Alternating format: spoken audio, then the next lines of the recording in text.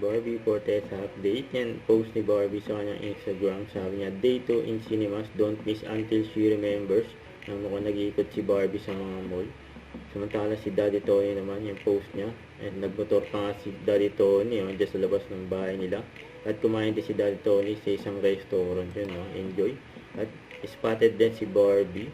Nandyan sa Ma'am and Tina's and Bakery Cafe after ng pa-black screening ng Barbie Natics, And ito, during pa-black screening ng Barbie Natics. Wala naman ni ate ko yung ring light niya. Napakaganda mo! Pwede naman pala gumawa ng ganyan kaganda, Lord. Bakit hindi mo ko sinali? Charot. Sabi na nagbibideo kay Barbie. Sobrang ganda mo. Yun. Ito yung speech ni Barbie. Yes, para i-sure i-post. Ayan, magandang hapon. Maraming salamat po sa inyong lahat. Nakakatuwa kasi parang ang dami natin kasamang mga mommies. Yes. Market ko. Doon yung dami age group ko. No? Ayan, parang sa inyo po talaga ang pelikulang ito. Sana sa inyo ang storya ng aming pelikulang Until She Remembers. Enjoy the popcorn. And we are about to start, so let's bow down our heads. Okay! Enjoy lang po natin ang pelikula. Just let the emotions flow. Yun po ang goal natin lahat. Ramdamin natin ang bawat emosyon. Kung naiiyak, umiyak. Kung matatawa tayo. Kung kikiligin. Kung maapektuhan tayo, please.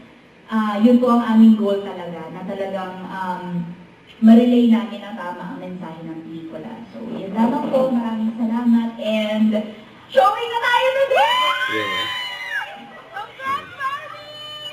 Congrats kay Barbie. Maraming salamat also to Barbie Natics for organizing. At this point, meron kaming quick photo ops with Barbie. Yan, photo of with Barbie. Kasama ang Barbie Natics.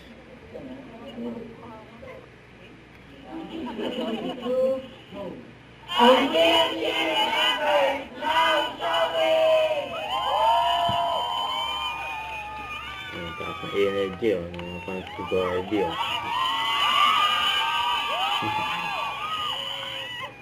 Ako 15 years old.